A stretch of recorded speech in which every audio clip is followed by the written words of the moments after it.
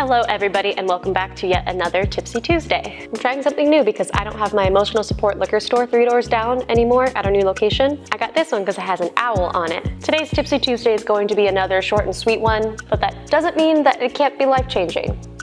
So this is just a short, easy trick that once I learned, I felt like it was a light switch and nothing was ever the same. Today's tip is basically just going to be about bouncing light. Bouncing light is really using anything at your disposal in order to make a light work better for you and be more flattering on your subject. This is my little light that we'll be playing with to demonstrate this guy out because this is actually one of the items that will be on sale during our grand reopening weekend. This is the Zhiyun Mullis 60. And it's just so small and little and cute, and I love it. So I think generally speaking, a lot of us know that using a light kind of directly on your subject, good God. Well, I'll tell you, it's bright. First of all, it's bright, but it's also not usually the most flattering. And for your subject, it could feel a lot like looking at the eclipse without any eclipse glasses on. It's just a little too much. So what I like to do is bounce it off of literally anything to make it a little bit more palatable and flattering. The technically correct and way that I see this happen the most is, of course,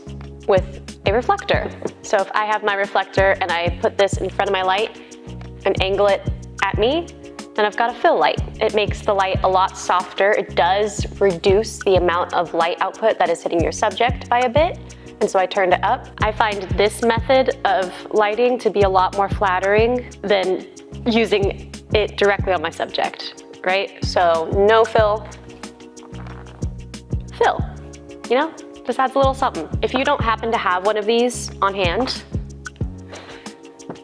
it's not usually the end of the world. Any white surface that you have around you can often be used to bounce light onto your subject. This is a little folder from Staples.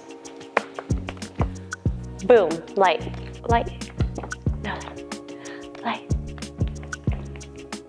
And it's super malleable, and it could stand up on its own. This is called adapting. How cool is that? You don't need a bigger light or a modifier or anything to make your lighting work. You just gotta get a little creative with it sometimes. The lighting that I have aside from this right now is actually bouncing off of a white wall, which is another excellent way to bounce your light. The further you're bouncing your light, generally speaking, the more you're gonna have to turn up the power of your light. Fill, no fill.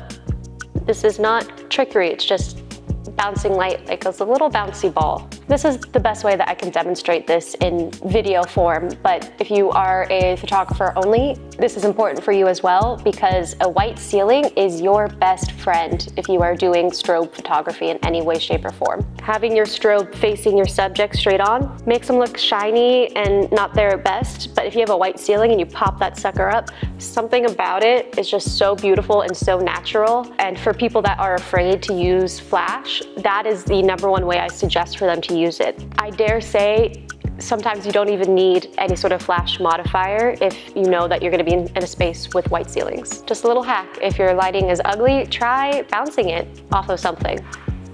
It'll probably fix it. Okay, great. Cheers. I love you. I'll see you soon.